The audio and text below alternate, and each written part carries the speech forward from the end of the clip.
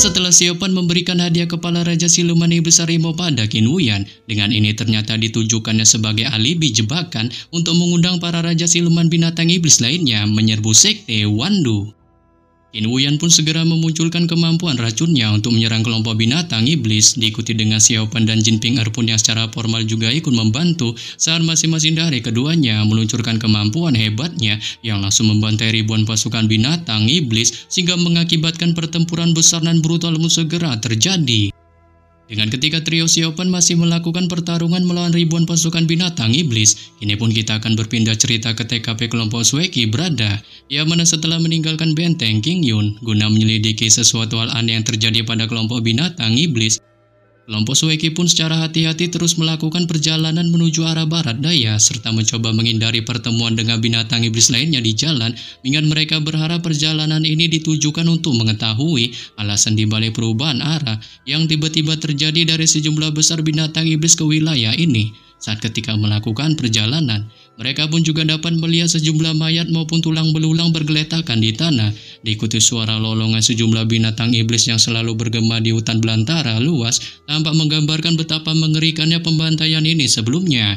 Dengan singkat cerita, setelah cukup lama melakukan perjalanan, kelompok Sueki pun akhirnya sampai di wilayah arah barat daya, dan ketika mencoba masuk ke dalamnya, mereka bahkan jauh lebih berhati-hati, tapi sekarang mereka tampaknya menghadapi masalah yang terbilang besar sebab mereka tak dapat menemukan penduduk setempat dikarenakan semua orang telah melarikan diri ke arah utara atau Mocha secara tragis. Dalam bencana pembantaian binatang iblis memungkinkan mereka tak dapat menemukan penduduk setempat dan bertanya kepada mereka secara langsung tentang pergerakan dari kelompok binatang iblis.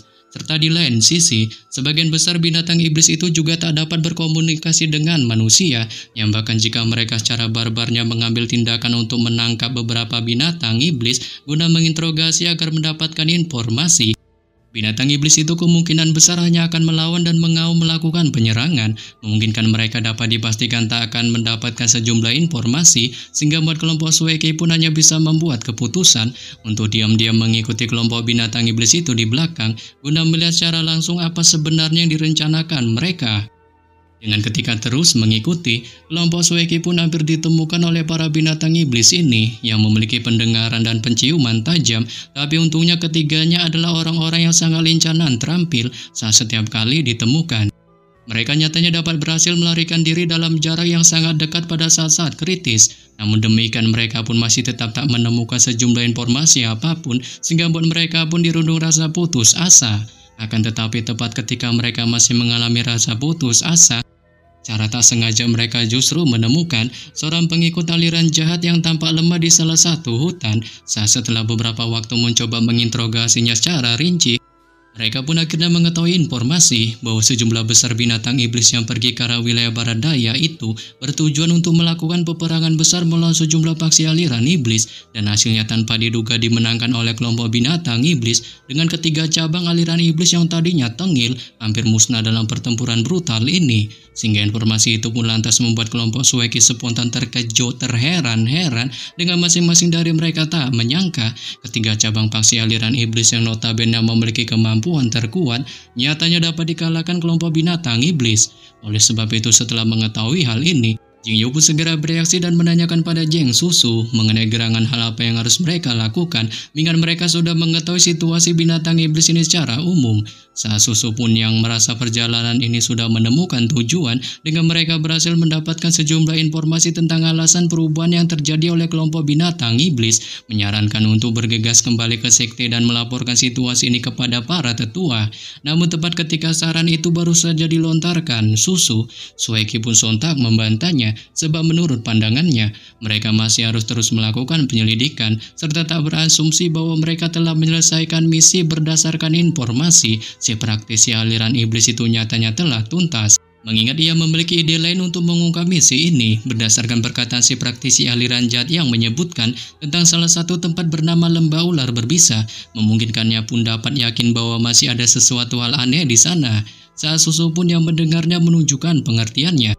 Sebab ia pernah mendengar tentang tempat bernama lembah ular berbisa ini sebelumnya, yang konon katanya itu adalah sebuah lembah yang terletak jauh di dalam pegunungan wilayah barat daya ini, dihuni banyak ular berbisa tinggal di dalamnya, serta juga terdapat racun yang sangat beracun di hutan ini dan dapat berakibat fatal bagi manusia, memungkinkan tak ada seorang pun yang berani memasukinya dengan seiring berjalannya waktu. Tak ada seorang pun yang tahu lokasi pasti dari lembah itu, sehingga dengan demikian, Susu pun menanyakan pada Sueki mengenai dirinya, yang apakah berpikir bahwa pertempuran ini bisa terjadi di sana. Setelah mendengar pertanyaan dari Susu, Sueki pun segera mengangguk mengiyakannya, sebab ia menyimpulkan bahwa pertempuran brutal akan terjadi di lembah ular berbisa ini dan lebih dari itu. Menurut pemikirannya, mungkin lembah ini adalah salah satu dari 3 markas cabang sekte iblis dengan selama mereka dapat menemukannya. Tentu saja mereka akan tahu situasi sebenarnya berdasarkan informasi yang kali ini akan mereka peroleh dari si praktisi aliran iblis. Tetapi di sini Susu pun sedikit menyangkal ide barbar dari Sueki dan merasa itu sangat berbahaya bagi mereka, mengingat ia merasa jangankan bicara apakah mereka bisa menemukan lembah ular berbisa ini, jikalaupun mereka menemukannya.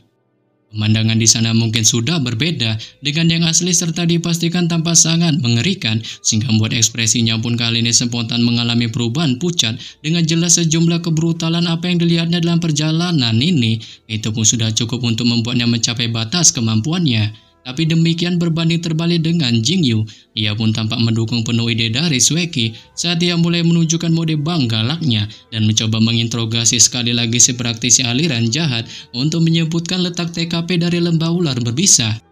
Menyebabkan si praktisi aliran jahat pun hanya bisa menunjukkan ketakutan hebat di wajahnya.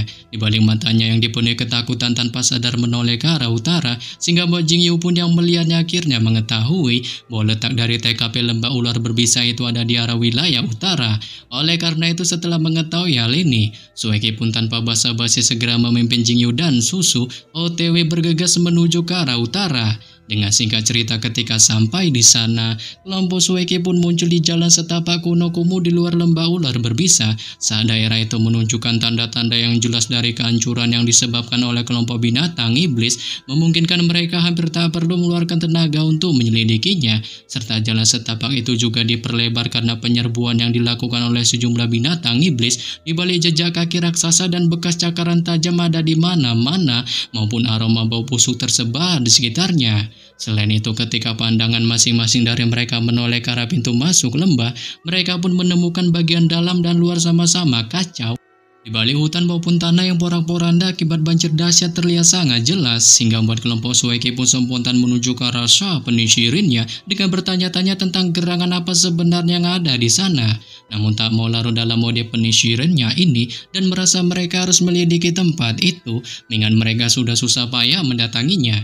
Sueki pun bergegas memimpin Susu dan Jingyu untuk segera mendekat masuk ke dalamnya, dengan Jingyu menunjukkan mode seriusnya di balik tangan yang mencengkram erat pedang pembunuh naganya saat ketika masuk di dalamnya. Mereka pun menemukan di sepanjang lembah itu pun hanya dikelilingi oleh keheningan yang mengerikan, dan hewan-hewan maupun kicauan burung yang biasa terdengar pun telah hilang sepenuhnya, mengakibatkan lembah itu tampaknya telah menjadi roh jahat yang tak bernyawa. Di balik bau busuk dari binatang buas itu sama kuatnya, tapi semakin dalam mereka masuk, mereka pun menemukan jalan pegunungan itu berkelok-kelok. Di balik mode waspada terhadap keadaan di sekitar yang mereka tunjukkan dan perlahan-lahan bergerak maju. Saat ketika tiba di sudut di depannya, kelompok Sueki pun menemukan sebuah celah, dan ketika mereka tiba di sini, bau busuk membagongkan di sekitarnya pun telah mencapai tahap yang tak tertahankan, sehingga Mbok Sueki pun pada akhirnya mengalami situasi mual. Namun di sini Susu dan Jingyu pun masing-masing tak menunjukkan tawanya, melainkan segera menolong Sueki serta mencoba menenangkannya, dikarenakan masing-masing dari mereka tak ada yang tahu berapa lama mereka bisa bertahan, yang meskipun lembah itu masih belum menunjukkan warna aslinya, tapi itu tampaknya lebih mengerikan daripada kebanyakan tempat di bumi. Sebelum kemudian Jingyu pun dalam mode waspadanya segera berinisiatif memimpin untuk mendekati celah. Dengan begitu sampai di sana, ia pun sekarang dapat merasakan udara begitu sangat pekat dengan bau busuk menyengat terasa di hidungnya, sehingga mengakibatkannya pun sulit untuk bernapas. Di balik kepucatan yang terpancar di raut wajahnya, serta tubuhnya pun tanpa diduga tiba-tiba langsung menjadi kaku ketika melewati sudut celah dan menatap pemandangan di lembah. Lihat ini Susu dan Sueki di belakangnya pun segera menyadari reaksi yang tak biasa dari Jingyu dan tak dapat menahan dirinya untuk menunjukkan sedikit kepanikannya. Sebelum kemudian Susu pun mencoba terus memanggilnya tapi ia tak menanggapinya sama sekali sehingga Bonnya pun hanya bisa memutuskan mengajak Sueki untuk bergegas melewati celah dan begitu memasukinya. Alangkah tercengangnya mereka menemukan sebuah pemandangan yang tampak seperti lautan neraka dengan mayat manusia maupun binatang iblis yang tak terhitung jumlahnya secara mengenaskan bergeletakan di dalamnya, yang bahkan setelah berusaha menenangkan diri dan berjalan masuk jauh ke dalam lembah, pemandangan di depan mereka pun nyatanya menjadi jauh lebih brutal. Dengan bisa melihat beberapa tubuh binatang iblis yang ukurannya sangat besar serta terbilang sangat ganas pada masa hidupnya, nyatanya kini hanya dapat berbaring dengan tenang dalam kondisi mokan menunggu untuk membusuk. Terlebih lagi bau darah di udara sudah mencapai kondisi mengerikan dengan TKP sekitarnya menjadi lebih mencekam. Tapi demikian kelompok Sueki pun malah tampak lebih baik dari sebelumnya dikarenakan pemandangan mengerikan yang terus muncul membuat mereka makin tak peduli dengan bau busuk ini saat mereka terus masuk lebih dalam ke TKP lembah. Menemukan sejumlah mayat dalam jumlah besar bergeletakan di tanah yang notabene didominasi oleh para anggota faksi aliran iblis, dengan bahkan mereka juga terheran-heran menemukan ada banyak mayat yang terkenal serta terkuat di faksi aliran iblis seperti diantaranya bayi Duji dan penatua Duan Momoka di tanah. Mengingat orang-orang sekte jahat yang dulunya sangat kuat dan tak terkalahkan ini, nyatanya kali ini semuanya moka dengan kesedihan yang tersembunyi di tempat ini. Terlebih lagi ketika penyelidikan mereka semakin mendalam, Jingyu pun menemukan lebih banyak tokoh sekte iblis yang terkenal, termasuk 3 murid Dewa Racun, maupun banyak tokoh penting dari sekte Hehuan. Tapi untuk sekte Raja Hantu, ya meskipun sebagian besar murid mokat mengenakan seragam sekte iblis itu, nyatanya hanya sedikit tokoh terkenal mereka mokat yang ditemukan.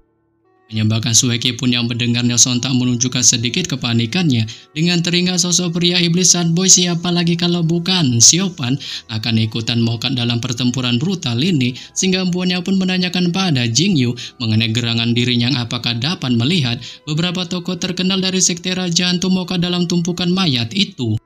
Saat Jingyu pun membantahnya dan menyebutkan bahwa tak ada satupun tokoh terkenal dari sekte Raja Hantu yang moka ditumpukan mayat, melainkan itu hanya didominasi para murid biasa sekte Raja Hantu. Menyebabkan Sueki pun yang mendengarnya spontan hanya bisa menghela napas lega dengan merasa beruntung ayang ebebnya itu ternyata dalam kondisi baik-baik saja sebelum pada akhirnya tatapan galaunya pun melihat ke arah awan merah di atas lembah tanpa sedang memikirkan akan sosok Siopan.